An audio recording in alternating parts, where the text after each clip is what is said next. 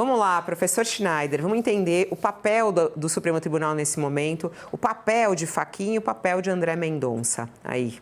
Olha, eu acho que o Josias colocou muito bem, né? Em primeiro lugar, Fachin. Fachin é minoritário nesse grupo de 11 juízes que compõem o Supremo. E isso faz com que ele tenha dificuldades para operar ali e não esteja conseguindo fazer essa operação. Já o Supremo precisa entender que defender o Supremo não necessariamente é defender seus ministros a todo custo. O que eu quero dizer com isso? A gente tem duas possibilidades neste caso que são graves, né? Nós não estamos falando de um juiz de primeira instância, estamos falando de um juiz do Supremo. Nesses casos, o juiz do Supremo ou pode ser investigado criminalmente ou ele pode ser empichado, vamos dizer assim, pelo Senado. Acho que é difícil que isso possa acontecer. Então, o que o Supremo deveria fazer é se fechar e fazer com que os colegas conversarem com esses dois que estão, vamos dizer assim, maculando a imagem do Supremo neste momento e pedir a eles que sejam transparentes, né? Eu acho que ainda não veio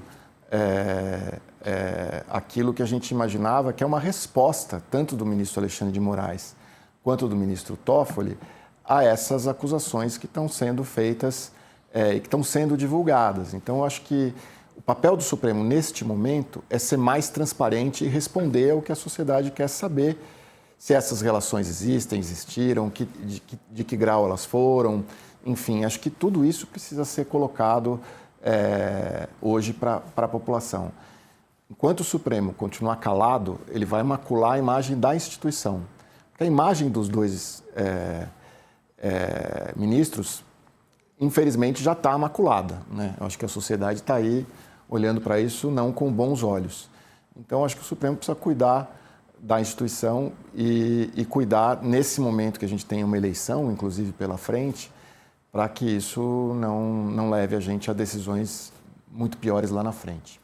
Olhando um pouco para André Mendonça, a Carla também publicou ontem à noite essa coluna, ela já deu aqui algumas frases falando sobre essa decisão do André Mendonça de permitir Vorcaro de conversar com os seus advogados sem ser gravado no presídio de segurança máxima. Essa é uma regra do presídio de segurança máxima. Ontem falávamos aqui, eu e Josias, sobre esse assunto. O Vorcaro estava muito incomodado de ele receber os advogados dele e ter que ser gravado. André Mendonça autorizou Vorcaro a falar com seus advogados na prisão sem ser gravado. Por que ele autorizou isso, hein, Carla? Será que isso vai se estender a outros presos, né? Como é que isso caiu, sei lá, aí no meio de Brasília? Então, Fabiola, o ministro explica na decisão dele algumas exceções nesse caso, né? E conversando com uma fonte sobre essa decisão ontem à noite, a avaliação foi de que, como ainda, né, uma prisão não tem o trânsito em julgado, ainda tem algumas outras, o processo ainda está em andamento, né? Principalmente a parte da visita também agendada, vê ali a questão do advogado, né? Aí é uma questão de classe do advogado, de falar, não, o advogado tem essa premissa, esse direito de poder encontrar o seu cliente a qualquer momento. Inclusive, uma das questões aí, aliás, tem uma nota agora, que chegou agora há pouco, de um dos advogados do Vorcaro, acabou de mandar aqui o Podval, né? O Roberto Podval, enfim, falando que é uma prisão desnecessária, baseada em fatos pretéritos e supostas bravatas atribuídas a eles que jamais concretizaram, dizendo que as ameaças feitas a jornalista, no caso do Lauro Jardim do Globo, não se concretizaram, eram bravatas, ou também as outras ameaças que a gente viu nas conversas lá, quando ele se refere a uma suposta empregada, que ele diz, essa empregada Monique, vou moer ela, enfim, tem ali, a defesa está indo nesse sentido. Fala, tenho fé, confiança e fé que o ministro André Mendonça poderá reavaliar a medida à luz desses fatos para garantir o devido processo legal. Enfim, a defesa começa a mostrar os sinais de estratégia aí, Fabiola. Ontem não tinha conseguido ainda o contato com o Vorcaro, então também não quis pedir novamente a presença dele ou não na CAI, acabou sendo adiada a presença dele. O André Mendonça usa o estatuto ali do advogado, como eu falei, né? Segundo essa fonte me disse, é mais ou menos por aí. Há previsão de exceções e, nesse caso, como ainda não tem o julgamento todo, essa exceção foi concedida, né? Agora, só para concluir, ouvindo o professor e o Josias sobre o Supremo, só queria fazer mais um ponto, Fabiola, sobre essa crise interna. O que os ministros dizem, reconhecendo esse desgaste para a Suprema Corte, é que é ainda mais grave essa situação nesse momento, porque o que tá trazendo à tona o desgaste é justamente o comportamento pessoal de ministros e não a questão de decisões, não a questão decisões colegiadas, eventualmente, que possam ser alvos de crítica, né? É diferente, Fabiola, da época em que o Supremo era apenas algoz do bolsonarismo, digamos assim, né? Agora não, agora essa exposição desses ministros por conta de atitudes individuais, né, tem gerado essa crise e saído de dentro para fora, né? Eles avaliam assim. Então, de fato, uma crise que eles classificam lá dentro como sem precedentes. Por aí, Fabiola, tem muita coisa ainda para acontecer, porque, de novo, ainda tem uma expectativa de um material enorme para vir aí, inclusive as conversas do dia 17, que é do dia da prisão de Vorcara no ano passado, 17 de novembro de 2025, segundo uma fonte com acesso à investigação me falou, nem todas essas conversas, Fabiola, já vieram a público, então ainda teria aí mais coisa. Foi nesse dia que, segundo a Malu Gaspar, o Alexandre de Moraes, desculpa, trocou uma série de mensagens com o Vorcara, enfim, então ainda teria mensagens para vir deste dia. É muita coisa para vir, Fabiola, então realmente a expectativa aqui é alta sobre os desdobramentos disso. Foi você até que trouxe, né, a informação de que só 30% por isso só Sim. 30% tinha. Gente, falta 70%. De um celular. De um celular. Já imaginou? Doido. Ó, a Carla tem café com fonte. Tipo, adoro essas coisas em Brasília, né? Café com fonte. Não pode dizer quem é, mas Tô aí depois... esperando você para vir tomar comigo alguns. Eu já pedi pra ela, faz uma agendinha aí. Vambora, vou ficar uma semana em Brasília, Josias. Me segura aí, hein? Eu quero almoço, jantar, tudo. Churrasco na sua casa. Sem dúvida, adoro.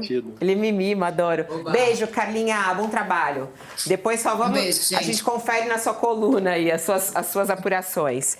Josias, vamos... Na verdade, já Fala. dando um spoiler, apurando o que a ideia é nesses cafés do Senado, apurando um pouco desses pedidos de investigação contra os ministros, né?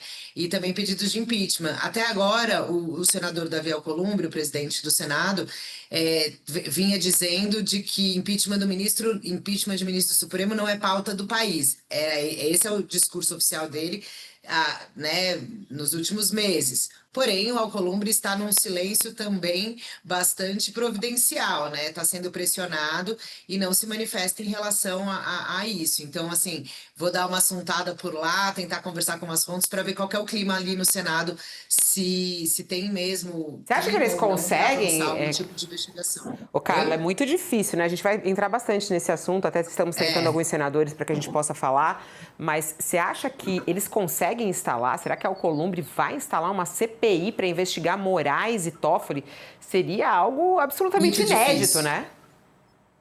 Muito difícil, Fabiola, muito difícil por algumas razões. Primeiro, porque o presidente do Senado tem uma relação muito boa com os ministros do Supremo, inclusive com Alexandre de Moraes, com Flávio Dino. As pessoas acham que não, mas o presidente do Senado, Davi Alcolumbre, ele tem um trânsito bastante bom no Supremo Tribunal Federal. Para além disso, quando a gente fala desse escândalo master, a gente tem dito aqui também, a crise está no STF, mas ela se estende pelo Congresso Nacional e pela esplanada também, pela classe política como um todo, né?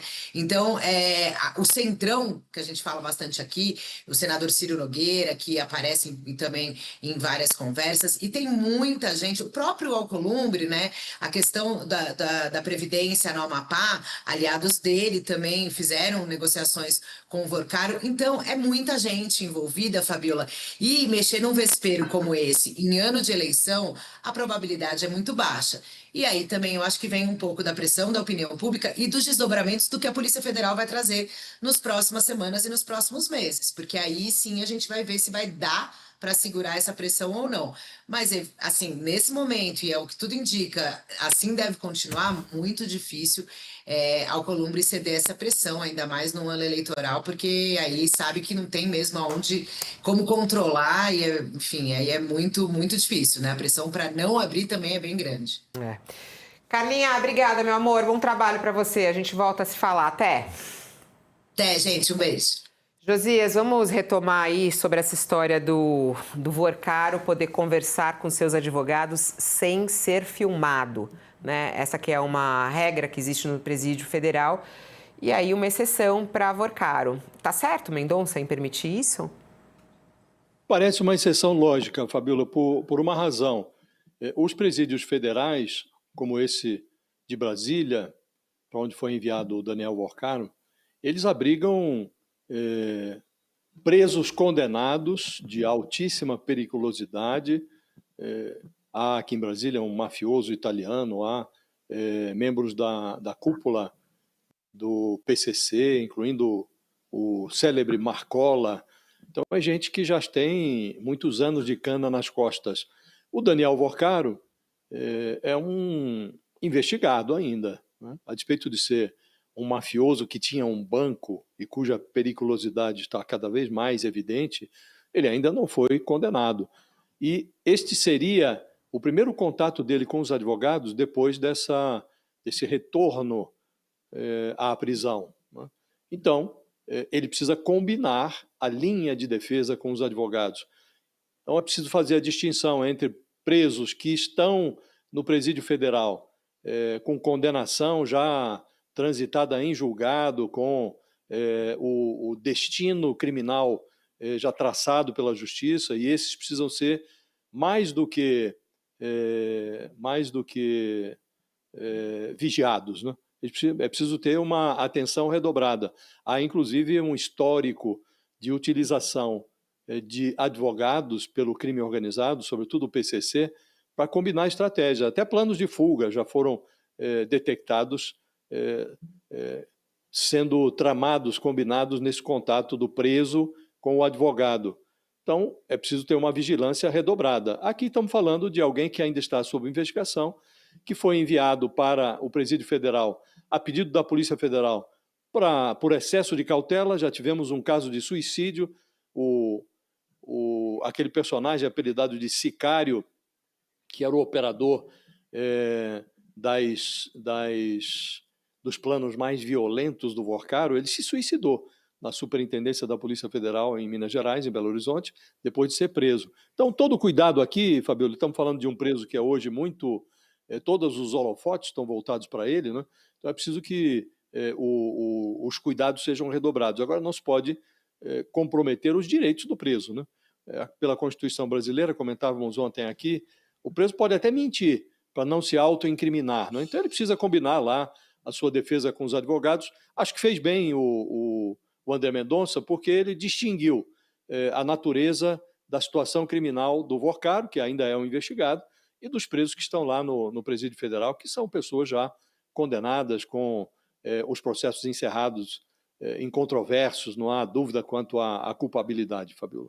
É curioso, né, professor Schneider, que todo mundo tem falado sobre André Mendonça, o homem hoje todo poderoso no Supremo Tribunal Federal, né? Será que ele já é mais poderoso que Alexandre de Moraes? Bom, não sei. O que eu acho que ele está fazendo algo que é muito importante nesse momento, que é abrir esse inquérito, fazer a Polícia Federal ter acesso às provas e poder trabalhar. Algo que não estava acontecendo no próprio Supremo. Então, até o momento, eu acho que ele tem tido uma conduta muito correta. Inclusive, essa decisão em relação ao Vorcaro, porque, neste caso específico, ele, como qualquer outro preso nas condições dele, tem o direito ao sigilo advogado-cliente. Inclusive ele diz, né, o Vorcaro, ele fala, o Vorcaro é defendido por alguns dos maiores advogados hoje do país, entre eles o Roberto Podeval, que até a Carla estava falando, né, que afirmou que o cliente jamais deveria estar preso em Brasília. Eles estão reclamando ainda disso, né? A prisão, segundo ele, é desnecessária, baseada em fatos pretéritos e as supostas bravatas atribuídas a ele jamais se concretizaram. Ele segue... Eles seguem negando a história das mensagens, né? Trata-se de um regime de isolamento externo que impõe sofrimento psicológico intenso a qualquer pessoa.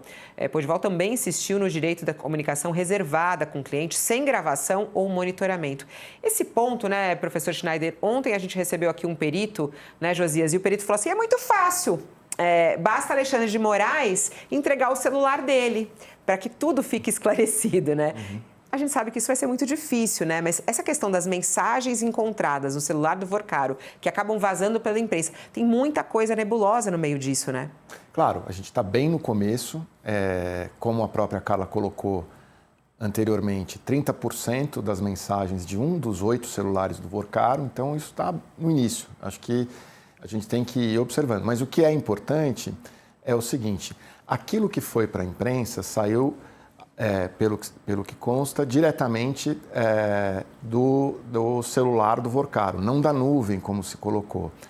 E os próprios peritos independentes, consultados pela imprensa, em vários órgãos de imprensa, e mesmo a Polícia Federal, confirmaram que é possível recuperar essas mensagens, como foi feito, e que essas mensagens foram trocadas entre o Vorcaro e o ministro Alexandre de Moraes. A gente não sabe o conteúdo das mensagens do ministro para Vorcaro, mas a gente sabe que eles trocaram mensagens e que Vorcaro estava lá no dia da sua prisão pedindo ajuda.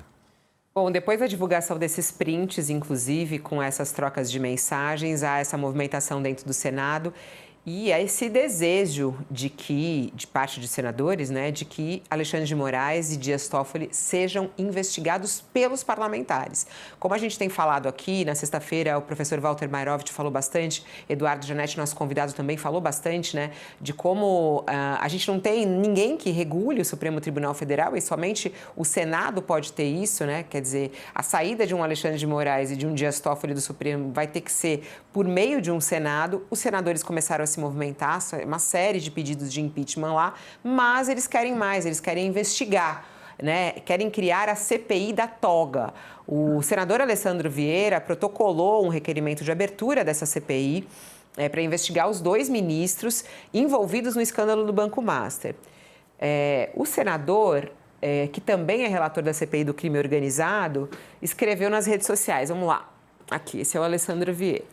Protocolamos agora, com 35 assinaturas, o requerimento de CPI específica para apurar as condutas dos ministros do STF, Dias Toffoli e Alexandre de Moraes, no caso Master. Agora começa o trabalho para a efetiva instalação da comissão. A justiça deve ser igual para todos. É a lista de todos os senadores que assinaram, claro, a maioria da oposição.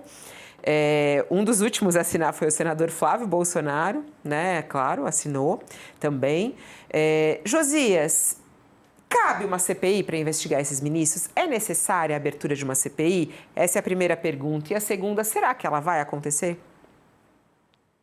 Não, não vai acontecer, mas há elementos para que ela ocorresse, né? Nós estamos diante de um cenário, Fabiola, que há 2 ministros em má situação, ministros do Supremo. O Procurador-Geral da República não esboça nenhum interesse em investigá-los, em analisar os casos que envolvem esses 2 ministros. E há um presidente do Senado, Davi Alcolumbre, que também ele está fugindo do escândalo, que tem as suas relações com o Daniel Vorcaro. Então, nós já tínhamos 3 pedidos de CPI do Master. Um na Câmara, um no Senado e outro do Congresso, uma CPI mista com deputados e senadores. E essas CPIs não foram instaladas porque seriam inconvenientes, né? Todos consideram inconveniente investigar o caso do Master. E surgiu agora no Senado essa 4ª inconveniência. Então tínhamos as CPIs do Master, agora tem uma CPI VIP, privativa para 2 ministros do Supremo, o Alexandre de Moraes e o Dias Toffoli. A CPI do Moraes e do Toffoli, como você informou, Fabíola, foi protocolada pelo senador Alessandro Vieira, tem as assinaturas. 35 pessoas rubricaram esse requerimento de CPI. Isto é 8 além do número mínimo exigido. Agora, o presidente do Senado, o Davi Alcolumbre, ele já tinha enviado na gaveta as CPIs Master. E ele está sinalizando a intenção de engavetar também essa CPI VIP. As anteriores não saíram porque atrapalhariam o processo legislativo, seriam inconvenientes, inclusive, para a campanha eleitoral. Essa nova não deve sair porque é inconveniente para o Supremo, vai tumultuar o tribunal no momento em que o tribunal está precisando mais de confiança, de apoio. Então, à medida que as investigações avançam, vão surgindo novas teorias extravagantes. A imprensa ir muito fundo nessa investigação das denúncias é inconveniente também, porque prejudica a imagem das autoridades, dos parlamentares, dos magistrados. Uma Polícia Federal muito curiosa é inconveniente, porque obriga suspeitos a se explicarem. O certo e o errado ficaram fora de moda, Fabíola, em Brasília.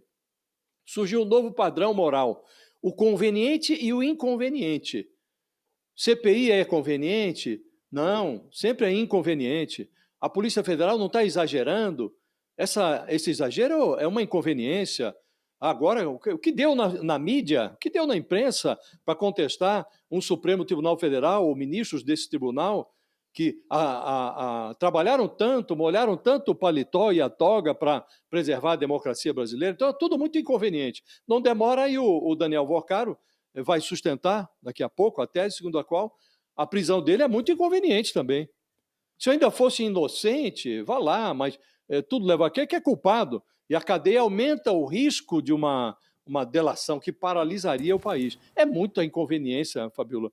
É tanto inconveniente que as pessoas chegam a imaginar que talvez seja mais fácil acender o forno e ligar o forno que assa as pizzas. Então, estamos nessa situação. Há material para essa CPI, para analisar a situação do Alexandre de Moraes e do Toffoli, muito material, diga-se. Há uma falta, uma certa inapetência da Procuradoria-Geral da República para tratar desse problema, e está lá, tem um grupo de senadores querendo tratar. Agora, não vai acontecer, Fabíola, porque, como disse, mudou o padrão. Não é certo ou errado, agora é inconveniente ou conveniente. E tudo que diz respeito ao Master parece inconveniente. Investigar o caso Master é de uma inconveniência atroz. Josias, você já falou que defende a investigação, mas eu vou um pouco mais além, quero ouvir você. Você acha que já é o caso de um impeachment de Alexandre de Moraes e Dias Toffoli?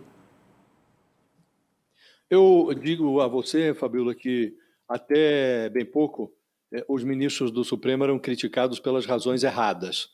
Pessoas que atentaram contra a democracia do país estavam atacando o Supremo, porque o Supremo estava levando adiante um processo que resultou na condenação inédita de um ex-presidente da República, altos comandantes das Forças Armadas, por tentativa de golpe. Estão presas essas pessoas hoje. Bolsonaro está preso. O que ele chamava, aqueles oficiais do que ele chamava de minhas Forças Armadas, estão em cana também. Então, o Supremo era criticado pelas razões erradas. Hoje, o tribunal é criticado pelas razões certas. Não é concebível que um ministro tenha virado relator de um caso, o caso Master, sabendo que era sócio de uma empresa que vendeu cotas de um resort para o Grupo Master, para fundos administrados pelo Grupo Master. É misterioso o poder monetário que leva um ministro do Supremo a possuir um resort ou um pedaço de um resort. Isso já é extravagante. Mais extravagante ainda é o ministro se considerar insuspeito para atuar como relator no caso de um grupo financeiro que foi seu sócio no resort, depois adquiriu as cotas da sua empresa familiar nesse mesmo resort. É tudo muito esdrúxulo e absurdo. E não é também, Fabíola, não é razoável conviver passivamente, sem questionamentos, com uma cena em que a mulher de um ministro do Supremo, Alexandre de Moraes, a doutora Viviane Barsi, foi contratada pelo Banco Master num contrato que previa um desembolso de 120 milhões de reais, remuneração, honorários mensais de 3,6 milhões de reais, quase 4 milhões de reais por mês. Essa doutora Viviane é uma advogada que até anteontem ninguém reconhecia tamanho talento para justificar essa remuneração milionária. No entanto, ela foi contratada pelo banco e, depois desse contrato, o Daniel Vorcaro se achegou ao Alexandre de Moraes. Ele agora contesta, em uma contestação contestável, das mensagens que o Vorcaro enviou para ele no dia da sua primeira prisão, no ano passado, novembro do ano passado. Mas ele não contesta as gravações que mostram a presença dele, inclusive em feriados, durante feriados, na residência do Vorcaro, lá em Campos do Jordão, não contesta a presença dele em outras reuniões, em residências do Daniel Vorcaro, não contesta o próprio contrato que a mulher dele assinou com o Daniel Vorcaro, a explicação que a doutora Viviane divulgou nesta semana, neste início de semana, é uma explicação que não fica em pé, as contas não fecham.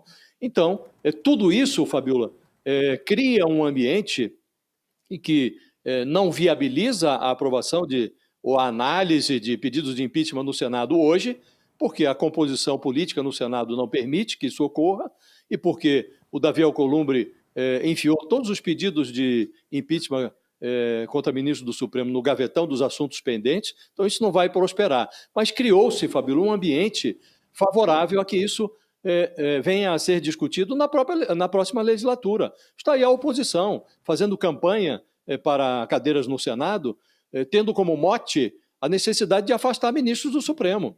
Pode ser que essa campanha seja exitosa. E se for exitosa, se a maioria virar no Supremo, e se vier uma maioria oposicionista com pendores anti-Supremo, essa maioria vai dispor de farto material para encaminhar pedidos de impeachment no Supremo. Acho que esse assunto deixou de ser tabu, Fabiola, para responder objetivamente a sua questão. Deixou de ser tabu. E é bom que seja assim, porque se os ministros não se respeitam, não se dão ao respeito, eles devem enfrentar as consequências da lei. E hoje a única ferramenta disponível para que o país se livre de ministros do Supremo inconvenientes é o impeachment. Se é essa a ferramenta, é preciso que ela seja usada quando necessário. Aí, Josias fez uma longa explicação para responder. Professor Schneider, é o caso já de um impeachment de Alexandre de Moraes e Dias Toffoli na sua análise? Eu acho que hoje não é caso de impeachment nem de Toffoli nem de Alexandre de Moraes. Eu acho que é o caso da gente trabalhar em dois vetores. Primeiro, o Supremo precisa, e os dois ministros em especial, precisam ser transparentes nesse caso. Transparência que não existiu. É interessante que a advogada Viviane Barsi, ela não é obrigada nem a revelar o valor dos seus contratos como advogada. A lei preserva esse direito a ela. Nem a divulgar quem são os seus clientes, né? Agora, ela é uma advogada e o ministro Alexandre é um agente público. Ele tem a obrigação de colocar a transparência nesse caso. E ele tem optado por um silêncio que é ruim para ele e para a instituição, para o Supremo. A mesma coisa está acontecendo em relação ao ministro Toffoli. Mas não acho que é o caso de impeachment, é o caso, de um lado, de mais transparência por parte do Supremo e dos ministros, de outro, manter a investigação para a gente verificar até onde vai essa investigação, até onde vão essas relações, enfim, e para que as pessoas possam se defender ao longo desse processo. Acho que a gente tem que tomar muito cuidado neste momento, já tomar posições muito agressivas, né, em relação ao que deve ou não deve ser feito. Mas a investigação cabe, por exemplo, a criação de uma CPI, porque isso ia ser muito utilizado politicamente, principalmente no ano eleitoral, não, professor? Eu acho que, assim, os fatos já possibilitam uma CPI, mas eu acho que deveria ser uma CPI do Master, não só uma CPI para investigar os dois ministros. Veja, esse caso tem setor privado, esse caso tem agentes públicos, a princípio os dois ministros, tem senadores que eventualmente vão votar nesse relatório, que é uma coisa que pode parecer esdrúxula, mas se a gente já tem ministro, como disse o Josias, que assume um inquérito da qual ele é parte, fica meio complicado a gente também querer olhar para outra casa de outro jeito. A gente tem agentes públicos do Executivo, a gente tem agentes públicos, governadores, prefeitos envolvidos. Quer dizer, a investigação deveria ser uma investigação do todo. Mas eu acho que é muito difícil politicamente a gente levar isso adiante. Eu entendo que a gente está nessa crise por alguns motivos. O primeiro deles é que o Supremo avançou em algo que não deveria nunca ter avançado e que não era usual, que era avançar para ser um agente político, né? Então, essas relações com os parlamentares, essas viagens, tudo isso é algo que, enfim, não era usual, não era comum. Segundo, o Supremo avançou contra o recato que uma função dessa exige de um ministro, né? Um ministro do Supremo não deve sair por aí dando palestra, fazendo, né, como um influencer, né? E alguns deles avançaram em relação a isso. Isso é muito evidente. Vale lembrar o ministro Celso de Mello, que saiu há pouco do Supremo, foi nomeado pelo presidente José Sarney e quando houve um caso do presidente José Sarney, ele se declarou impedido. Veja, não que ele fosse o Supremo da ética, ele até era, mas eu acho que ele fez a sua obrigação ali, coisa que já passou e já foi deixado de lado. Então, eu acho que cabe ao Supremo um momento de autocrítica para verificar que, não pelas suas atitudes em relação aos julgamentos últimos que aconteceram, mas, sobretudo, pelas atitudes pessoais de parte de seus ministros que eles estão jogando contra a instituição. A instituição é mais importante que as pessoas que hoje provisoriamente ocupam a função de ministro do Supremo. Tá vendo? O Schneider é o nosso chanceler.